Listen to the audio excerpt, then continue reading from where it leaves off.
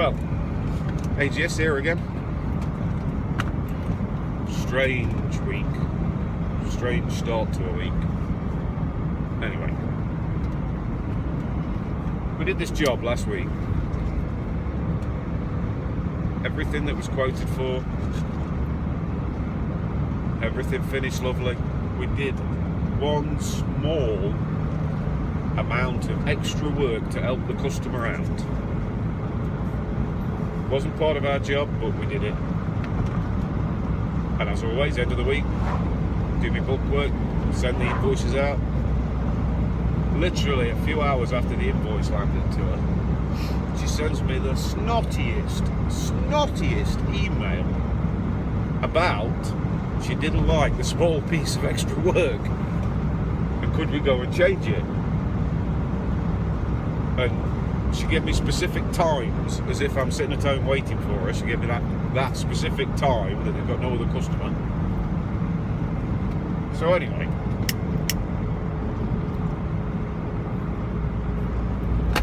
a snotty email really annoyed me.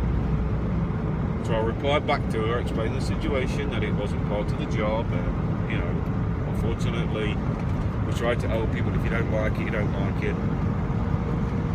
She sent me another email straight back.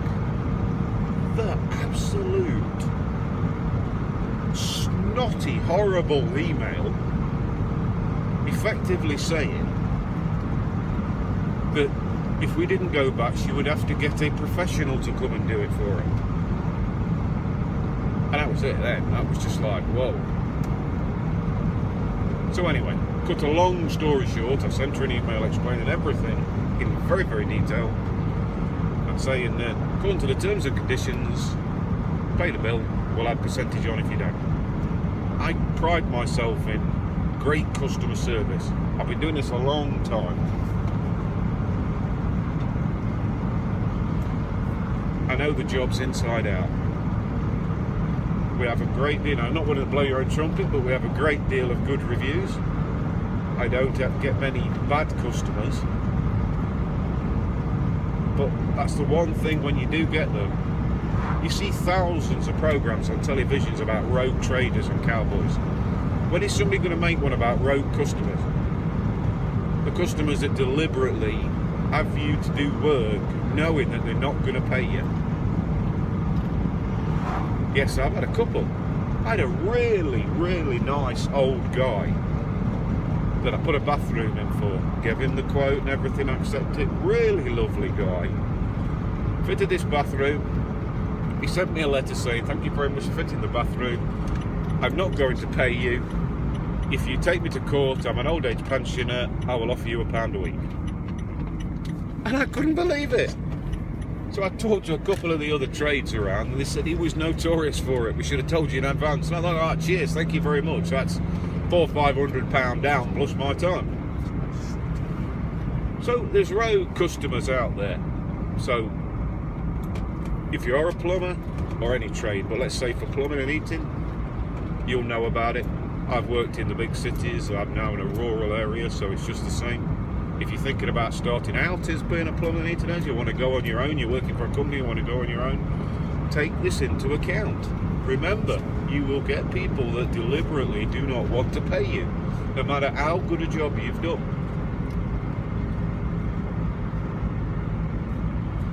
So always kind of gauge them up. There was something in the back of my mind when I estimated this job last week. Gee, strange. But we'll see. I could be preempting it and might get my back's payment when I get back tonight, but who knows? You can't let it bother you. You just got to carry on and do another job to the best of your ability and please everybody. So anyway, ranting and raving over for that reminds me of random jobs. Now I can remember, I've trained a lot of apprentices in my time, and when I was on this job years back with an apprentice, young lad, he'd not long started, he was only in his first year. We were going to change a 3618 in direct in a cylinder cupboard in a rented property. When we get there, yeah, rented property, young couple. The cylinder cupboard is in the bedroom, by the side of the bed. This young couple, after answering the door, went back to bed and stayed in bed the whole time we were working by the side of them in the cylinder cupboard. Never got out of bed. 3 hours or so, drained down, changed the cylinder out, put a new one in. The young kid was like, oh, gobsmacked. And I said, you've got to get used to this sort of thing. They are strange customers out there. People are strange. And I seem to have had a fair few over my years. I can reminisce in other videos and tell you about some of the funny stories. That was a weird one. I just thought, really? You do a lot of, as some of you guys out there will know, if you do a lot of stuff in cities and you do a lot of rentals, you come across some strange behaviour. You come across people that just strange. You don't know how they live like it. So, I hope I'm not boring you. Subscribe, thumbs up, don't do that. Just don't watch it. Please. I'm an old man.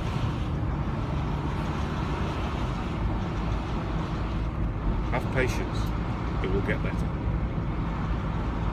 So anyway, on my way to this job, I keep looking back, so I've got the trailer on full of materials. Because I run out of Vivaro. I've had all different sort of vans in my time. You rack them out. I mean, yeah, I've worked for plumbing companies, right?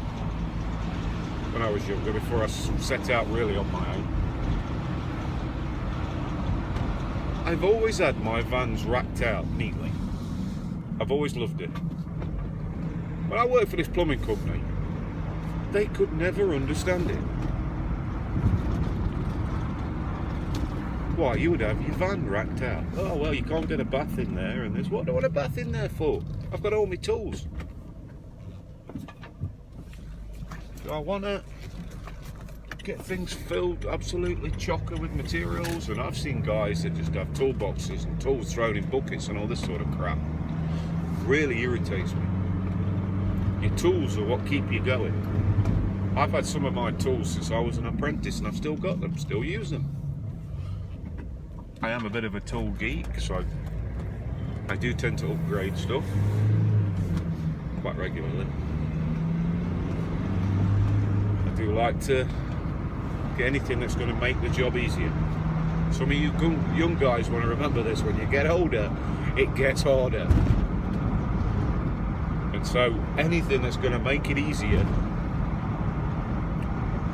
is always going to be good. When I was young, we never had knee pads or anything like that. Never bothered. Never bothered. Which was a typical apprentice trick that got played on me when you're young. Because when I was at college, we were still wiping lead joints. When God was a lad. But you used to get sent, when you're working, serving your time, you get sent for a specific piece of wood.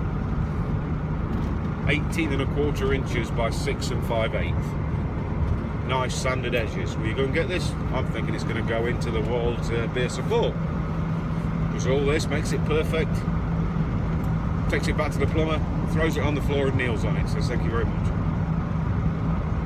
That's the sort of things that happen. That's just the sort of things that happen. And you've got to learn that that sort of discipline is exactly what it is. And there is good teachers and there's bad teachers. I'm a second generation, so I had good teachers. It was a family business. I saw lots and learned lots. My old man was a great plumber, meter engineer and pipe fitter. Superb. Worked for some of the biggest companies. Worked for himself. Started out working for himself by, not wanting to name drop, and you probably can't, but if anybody knows Thornton's, the confectioners, the chocolate people, my old man knew Stanley Thornton. He used to do a lot of work at his factory, and he offered him a job and said, if you start your own business, I will guarantee you 6 months work. And so he did. was way back in the 70s. And that's how it all started. You get into this and you kind of get used to it all. So anyway, what might be coming up if I don't get 2,000 thumbs down on the first video or the first two videos is we'll talk about work, talk about life as a plumber. I'll show you some stuff that we do. So any tips, techniques, general van rants at random things that seem to happen during the week. It's not like living in a big city in a rural community. You can spend half an hour trying to find somewhere if it's not dead centre of the postcode. It's ridiculous. I did that the other day. Trying to find this farm to do a boiler service. 25 minutes going round in circles from the guy's directions, and the fact was it was nowhere near postcode centre, which Google Maps will take you to postcode centre. We have the same thing where I live, but we're only a few hundred yards away from it. This guy was like 3 miles from it, but had the same postcode. It's like 4 houses in a 5-mile radius.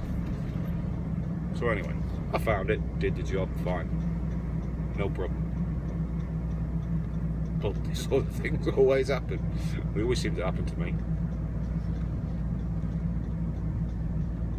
So anyway, I'm just about at this job. As you'll see through probably there, you can see what sort of location it is. And it's cold today as well. Very cold. And for all of you that know what it's like, working in a cold, empty building, it's even colder inside. You go outside for a walk. So anyway, enough of this. AGS, over and out for now. Hopefully see you next time. If I've not got loads of cruel comments, hopefully everybody likes it. If not, who knows? See you later.